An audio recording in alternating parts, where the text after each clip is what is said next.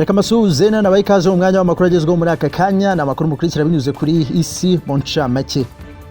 Minisiteri y'Ubutabera yagize icyo ivuga ku ngingo zagarutsweho mu kiganiro Minisitiri w'Ubutabera Johnston Busingye yagiranye na Aljazeera, cyagaragayemo agace k'ibiganiro yagiranye n'abajyanama be birimo aho yavugaga ko u Rwanda hari rwo rwishyuye Indege Yazanye Rusesabagina i Kigali, ndetse no ku nyandiko ngo zafashwe na gereza zirimo iyoherejwe n'umukobwa wa Rusesabagina, ivugwamo umugambi wo kumutorokesha.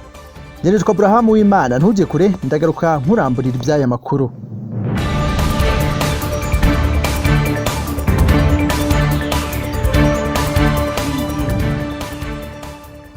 Televiziyo y'abanyakatari Aljazeera kuri uyu wa gatanu yatambukije inkuru ndende iminota 24 ivuga kuri Rusesabagina Paul uri imbere y'ubutabera muri iki gihe akurikiranyweho ibyaha by'iterabwoba.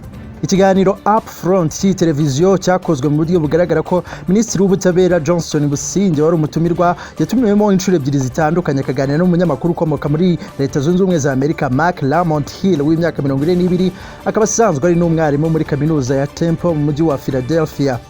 Mu gice cya mbere cy'iki kiganiro Busingye habazwa ibibazo bitandukanye birimo uko Rusesabagina yageze mu Rwanda, aho asubiza ko yageze i Kigali ku bushake bwe mu ndege, agatabwa muri yombi na polisi hanyuma hagashyikirizwa inzego z'iperereza.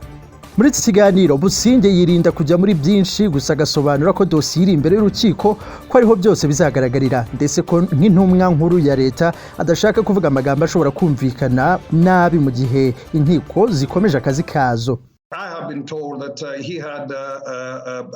Nabwiwe ko yari afite inshuti nayo yagaragaraga mu bikorwa bigize icyaha nk'ibyo akurikiranyweho, hanyuma iyo nshuti ye yari iri gukorwaho iperereza iza kumutanga imuzana i Kigali.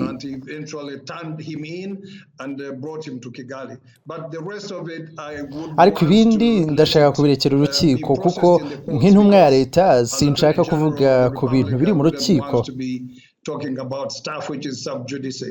Umunyamakuru yakomeje amubaza ku buryo bwakoreshejwe kugira ngo Rusesabagina yisange mu Rwanda niba nta cyaha abona cyakozwe, kuko Rusesabagina ngo yari azi ko agiye Bujumbura i Burundi ariko akaza kwisanga mu Rwanda. Amubaza niba nta ruhare urwo ari rwo rwose leta y'u Rwanda yaba yaragize mu kumuzana mu Rwanda. He expects to get to Burundi, that's correct. Yari azi ko agiye Burundi koko, uko ni ukuri, kandi kuba atari mu Rwanda si ukuvuga ko igihugu cyagiye mu buhungiro, ariko nanone igihugu cyaramushakaga kubera ibyaha yari akurikiranyweho.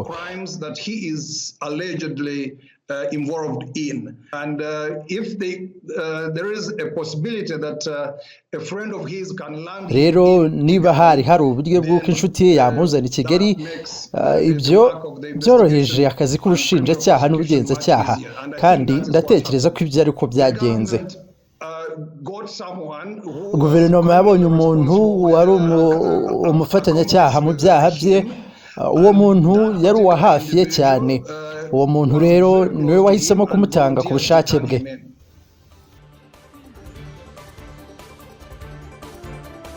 Umunyamakuru kandi yamubajije niba yumva uburyo Rusesabagina yagerejwe mu Rwanda bwarakurikije amategeko mpuzamahanga. Mu kumusubiza, Minisitiri Busingye yavuze ko abona ko yakurikijwe koko, kuko hari n'ibindi bihugu byinshi bikora nk'ibyo harimo na Leta Zunze Ubumwe za Amerika. It's in line with international law. It has been done before. Bikurikije amategeko mpuzamahanga, si ubwa mbere bikozwe. Ndatekereza na Leta Zunze Ubumwe za Amerika zarabikoze inshuro nyinshi. Ntekereza rero ko ari uburyo uzana umuntu ku bushake bwe mu gihe cyose utamuzanye ku ngufu.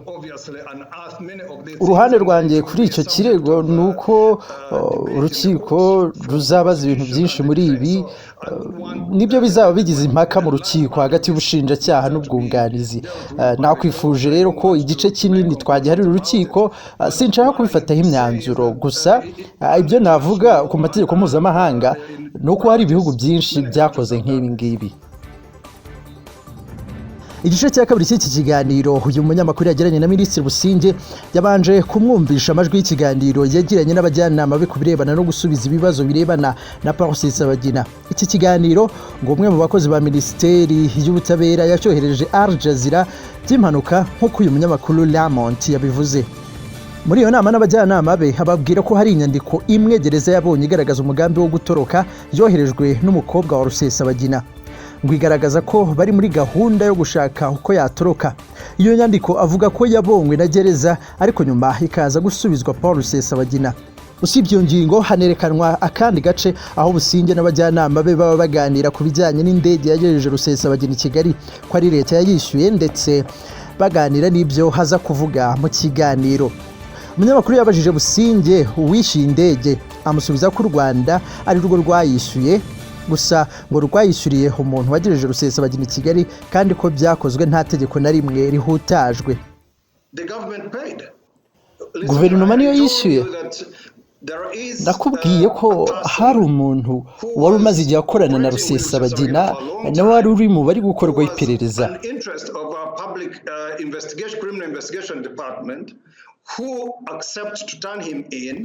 Yemeye rero kumutanga, hanyuma kwishyura uko ari ugushyigikira umugambi w'uyu mugabo wo kuzana Rusesabagina mu Rwanda. Guverinoma nta ruhare yagize mu kuzana Rusesabagina, icyabaye uko ari ugufasha uyu mugabo washakaga kumuzana mu Rwanda. Nyuma y'iki kiganiro kitavuzweho rumwe, Minisiteri y'Ubutabera yahise isohora itangazo rivuga ko ibiganiro bwite bya Busingye n'abajyanama be byagaragaye kuri Aljazeera bidasobanura uruhande rwa guverinoma y'u Rwanda kuri iki kibazo. Riti Minisitiri yahamije ko guverinoma y'u Rwanda yafashije mu rugendo rwagejeje kwitabwa muri yombi rya Paul Rusesabagina i Kigali muri Kanama 2020. Ibintu byari bisanzwe bizwi muri rusange kuva muri Nzeri 2020. Aho guverinoma ihagaze ari nacyo cyanagiweho impaka mu rukiko, nuko iritabwa muri yombi rinyuze mu mucyo kandi ryubahirije amategeko, ko nta na rimwe uburenganzira bwa Rusesabagina bwigeze buvogerwa. Rikomeza rivuga kandi ko Minisitiri Busingye yashimangiye ko ibiganiro hagati y'abaregwa n'abunganizi babo yewe n'ababa bafunzwe by'agateganyo birengerwa n'amategeko y'u Rwanda. Ikindi kandi nuko yashimangiye ko ibikoresho byose byinjira muri gereza bibanza gusakwa nk'uko amategeko y'urwego rw'igihugu rushinzwe imfungwa n'abagororwa abiteganya. Rikomeza rigira riti ubwo Minisitiri yamenyaga ko hashobora kuba hari ibitarubahirijwe mu Ukuboza 2020, yahise ategeka ko inyandiko zisubizwa Rusesabagina ndetse na RCS isabwa kwita ku gutandukanya inyandiko zibanga n'izindi zisanzwe. Rivuga kandi ko Minisitiri Busingye atigeze avuga kuri iki kibazo cy'inyandiko byimbitse mu kiganiro yagiranye na Aljazeera, kuko yatekerezaga ko abunganira Rusesabagina bashobora kukigarukaho mu iburanisha ryabaye kwa 26 Gashyantare 2021. Ndagushimira ko wabanye nanjye. Nitwa Abraham Wimana. Niba utarakora subscribe kuri iyi chaîne yitwa Isi mu ncamake, ndagusaba gusiga ubikoze kugira ngo ujye tugerwaho n'amakuru yacu mu bambere tukiyashyiraho nta gutinda. Murakoze, mugira amahoro y'Imana. Andi makuru na kagaruka.